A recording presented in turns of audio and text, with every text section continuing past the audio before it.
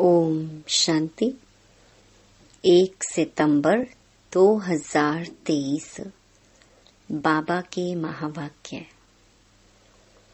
मीठे बच्चे, देह सहित सबकी याद भूल, बाप जो है जैसा है उसे यथार्थ पहचान, स्वयं को बिंदी समझ बिंदी रूप से बाप को याद करो। प्रश्न: कौन सा ज्ञान इस समय बाप से ही तुम्हें मिलता है और कोई नहीं दे सकते? उत्तर: तुम स्त्री पुरुष साथ में रहते गृहस्थ व्यवहार की संभाल करते पवित्र रहो। यह ज्ञान अभी इसी समय बाप तुम्हें देते हैं और कोई यह ज्ञान दे नहीं सकता। तुम्हें दान तो 5 विकारों का करना है, लेकिन मुख्य है काम जिस पर पूरी विजय पानी है। सर्वशक्तिमान बाप की याद और श्रीमत पर चलने से ही यह ताकत मिलती है। गीत: दुखियों पर रहम करो मात पिता हमारे। ओम शांति। वही बाप बैठ बच्चों को समझाते हैं। कौन है यह बाप? यह बच्चे जानते हैं जिनके सम्मुख बाप बैठे हैं। अब तुम बच्चों की बुद्धि का योग बेहद के बाप तरफ है। बुद्धि का योग अभी हद के बाप से तोड़ना है। सारी दुनिया के जो भी मित्र संबंधी हैं, बल्कि इस देह को, दुनिया को, सबको भूलना है। यह बाप के डायरेक्शन मिलते हैं। बाप बच्चों को कभी नहीं भूलते हैं। बाप तो कहते हैं भक्ति मार्ग में भी तुम भक्तों की हम संभाल करते आए हैं, परंतु ड्रामा अनुसार तुम बच्चों को भूलना ही है। भुलवाती है माया, हम आत्मा हैं, यह भी रावण भुला देते हैं। देह अभिमानी बना देते हैं। यह तुम बच्चों का पार्ट है। ऐसे नहीं कि तुम वहाँ सिर्फ बाप को भूल जाते हो, परंतु वह जो है जैसा है उस बाप की याद और सुख देने का ज्ञान भूल जाते हो। अभी तुम जानते हो बाबा कल्प कल्प आते हैं। बाबा कैसा है यह भी बुद्धि में धारण करना है। मनुष्यों ने तो शिवलिंग का बड़ा चित्र बना दिया है और सभी के चित्र तो ठीक हैं। जैसे ब्रह्मा, विष्णु और शंकर का चित्र भी ठीक है। मंदिरों में पूजे जाते हैं, परंतु परम पिता परमात्मा का नाम, रूप, देश, काल जो है वह भूल जाते हैं। चित्र भी भूल जाते हैं। अभी तुम बच्चों को समझाया जाता है कि आत्मा बिंदी रूप है। स्टार मिसल बिंदी है, भ्रकुटी के बीच में रहती है। बच्चे जानते हैं हम आत्मा हैं। शरीर की भ्रकुटी के बीच मुझ आत्मा का स्थान है। यह तो सब मानेंगे, बहुत सूक्ष्म बिंदी जैसी है। यह भी जानते हो परम पिता परमात्मा भी ऐसे बिंदी रूप ही होगा। खुद आकर समझाते हैं मैं भी बिंदी हूँ, परंतु मनुष्यों ने बड़ा रूप ज्योतिर्लिंगम बना दिया है।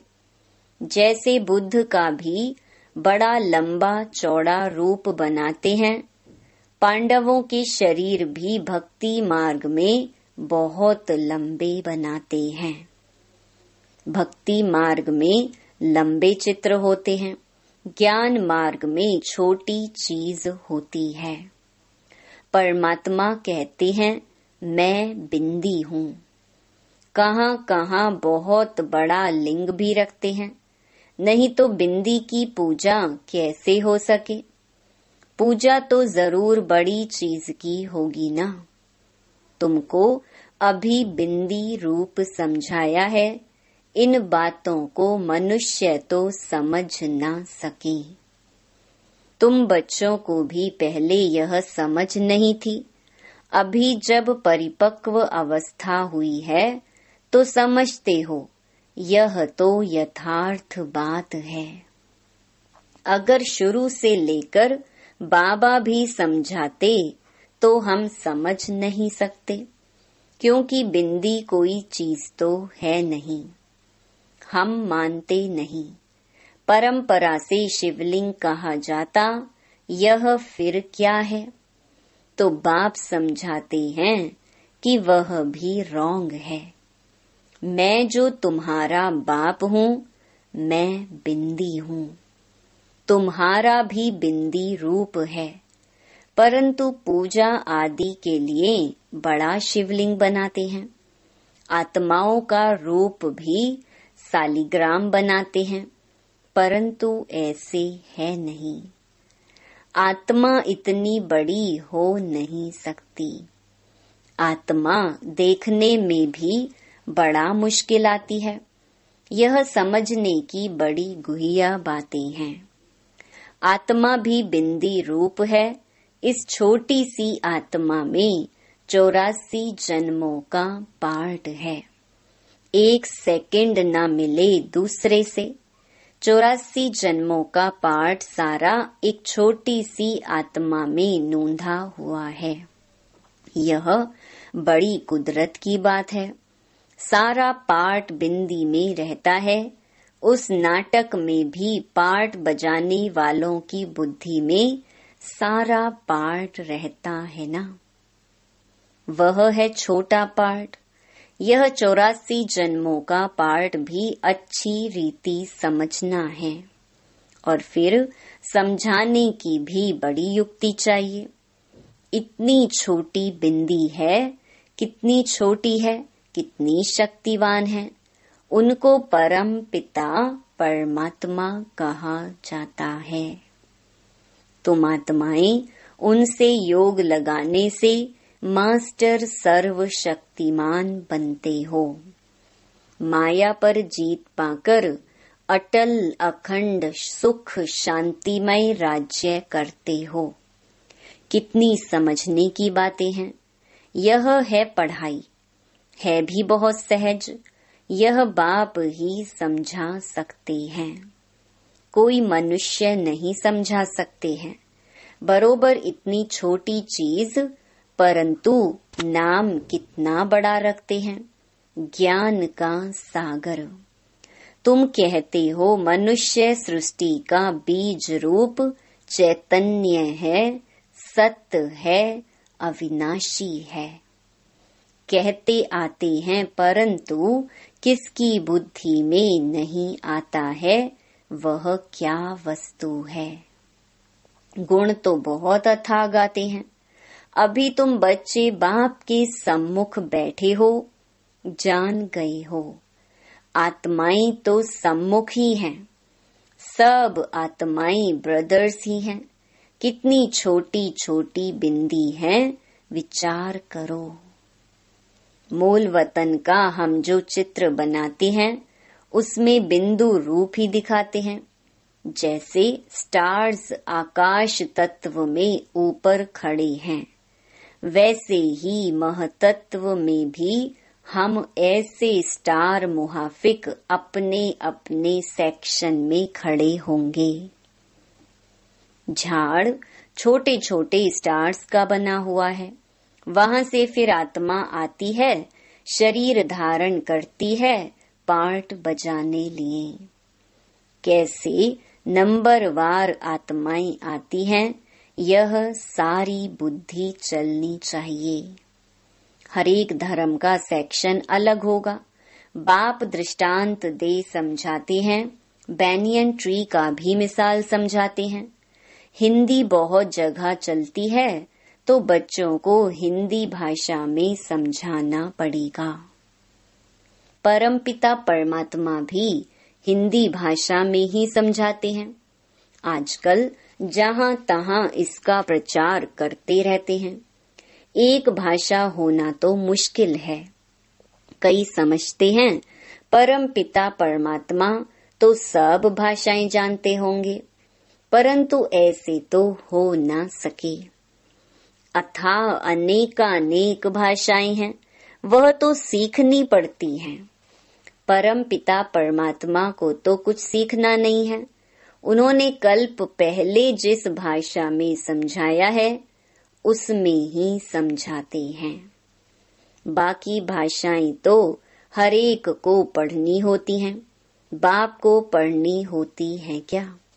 तुम देखते हो शुरू से हिंदी चली है, सब हिंदी सीखते जाते हैं। भारत में हिंदी का प्रचार है। बाप भी हिंदी में समझाते हैं, फिर हरेक को अपनी भाषा में ट्रांसलेशन कर औरों को समझाना पड़े। बाप और बाप की रचना का परिचय सबको समझाना है। सभी का सद्गति दाता वह एक बाप है। यह सब जानेंगे बरोबर बाप आया हुआ है। बाप कहते हैं मैं भारत में ही आता हूँ। भारत हमारा बर्थ प्लेस है। शिव के मंदिर, देवी देवताओं के मंदिर भी यहाँ हैं। देवी देवताओं का राज्य भी भारत में होता है। बाप भी भारत में आते हैं। देवी देवता धर्म की स्थापना यहाँ ही की है, तो मंदिर भी जरूर यहाँ चाहिए। औरों के इतने मंदिर नहीं होंगे। यहाँ तो बहुत मंदिर हैं।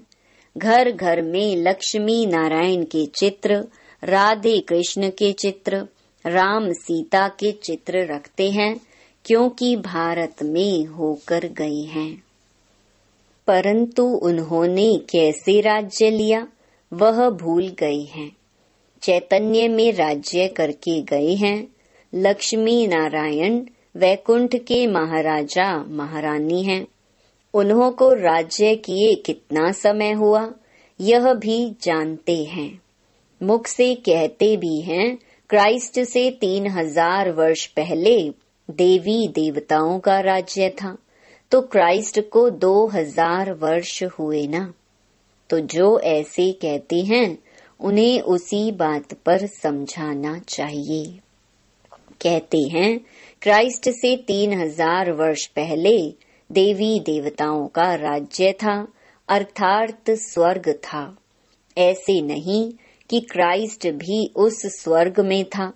पूछेंगे क्रिश्चियन लोग तब कहाँ थे, यानी उन्हों की आत्माएं कहाँ थी।